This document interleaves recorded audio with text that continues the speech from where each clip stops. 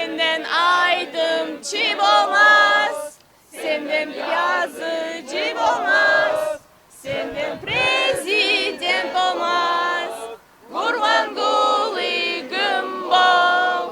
Amerika'da yaşayan Türkmen aktivistleri ve migrantları Prezident Gurbanuly Berdimuhammedowyň 63 ýaşynyň dolmagynyň öňü sirasynda 28 iýunda Türkmenistanyň Washingtondaky ilçihanasynyň öňünde Türkmen hökümetiniň we Berdimuhammedowyň alyp baran siýasatyna garşy protest çäresini geçirdiler. Onlarça demonstrant Berdimuhammedowyň dogulun uly münasibetli öz atlaryndan oňa ýürüýte sowgatlar taýýarlandyklaryny aýdyp, Türkmen ilçihanasynyň işgärleriniň hem bulary prezidente ýetirjekdiklerine umyt bildirdiler. Türkmen ilçihanasynyň gapysynyň öňünde goýulan sowgatlaryň arasynda türme tutugynyň libasyny meňzeş gara we ak çyzykly egin eşik we gül desteleri hem bardy.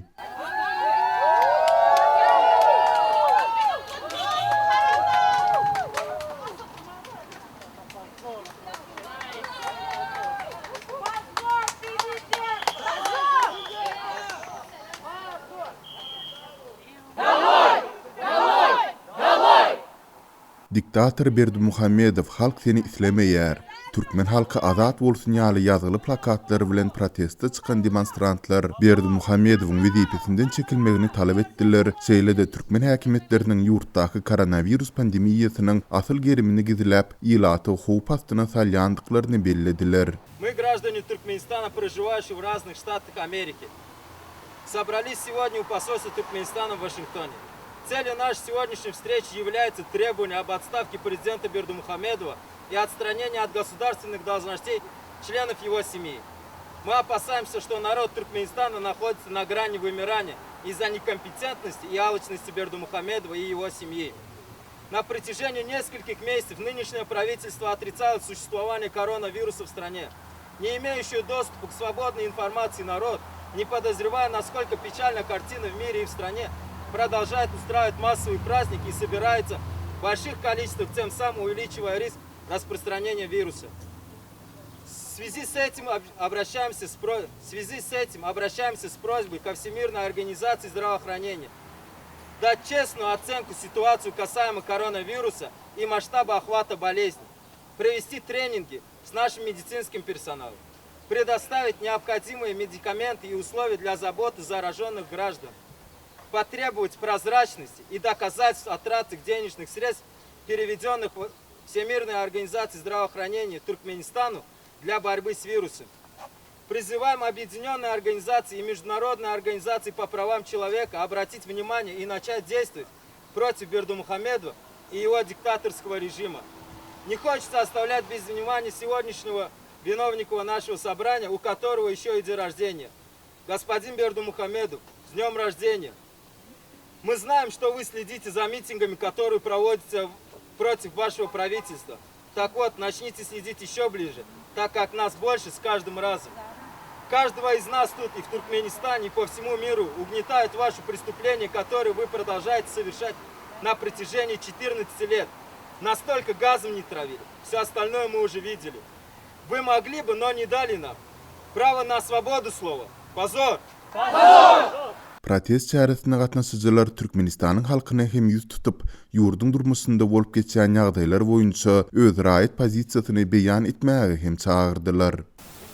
Я хотела бы очень обратиться к нашим соотечественникам, дорогие граждане Туркменистана и все туркмены, которые не проживают в самом Туркменистане. Мы очень много говорим про правительство, но именно к вам мы сегодня хотим тоже обратиться, проявить опять же свою социальную и гражданскую активность. Мы все в какой-то степени жертвуем своей собственной безопасностью, рискуем безопасностью наших семей, но, пожалуйста, проявите свою солидарность и вы. Protest çäresine gelenler Prezident Berdimuhammedowdan diňe wezipesinden çekilmegini isleýändiklerini, ondan başga hiç zat soramaýandyklaryny hem aýtdylar. Türkmen iline senin beren 1 litr yağın gerek gel, 1 kilo şekerin gerek gel. Türkmen iline senin köçede durup çağaları yağışta, garda, susuz, aç saklamağın gerek del. Bize senden hiçbir zat gerek del. Free Turkmen people! Free Turkmen people! Türkmen ilçihanasynyň öňünde geçirilen piketden soňra onlarça demonstrant türkmen halky azat bolsun diýen şigary bilen ýürüýüş hem geçirdiler. Demonstrantlar Türkmenistanyň öz içinde de näýilikli garaýşlaryň mewjap başlandygyny belläp, türkmen hökümetine garşy protest çägärlerini mundan beýlek hem dowam etdirjekdiklerini aýtdylar. Хоть и мы находимся за пределами Туркменистана, то, что мы делаем, это работает, и мы не устанем поддерживать и мотивировать свой народ, и будем бороться до конца. И мы победим это диктаторство. Мы с вами. Protest çäresine gatnaşanlaryň arasynda Türkmen türmesinde saklanylýan raýat aktivisti Mansur Mingelowyň daýdasy Nurjan Süzer hem bardy. Ol öz çykyşynda Türkmen türmelerinde siýasy matlap bilen tutuk edilendigi bellenilýän bendiýlerin ykbalyny ünse çekdi. Ol Türkmenistanyň hukuk goraýjylaryň, jurnalistleriň şeýle-de öz ýegini Mansur Mingelowyň azat edilmegine çağırş etdi. Хочу обратиться к президенту Туркменистана Бердумухамедову, что наболевший вопрос. У нас десятки тысяч молодежи и на политической основе лежат все в Туркмении, в тюрьмах.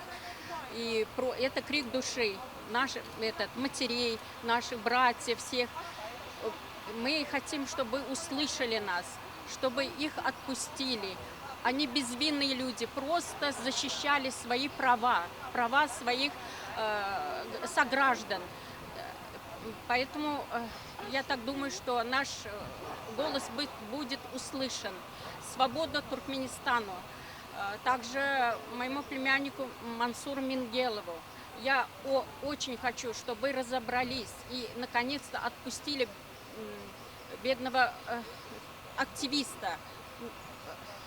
Он ни в чем не виноват. Свобода Туркменистану, свобода правозащитникам, свобода журналистам. Prezident o Türk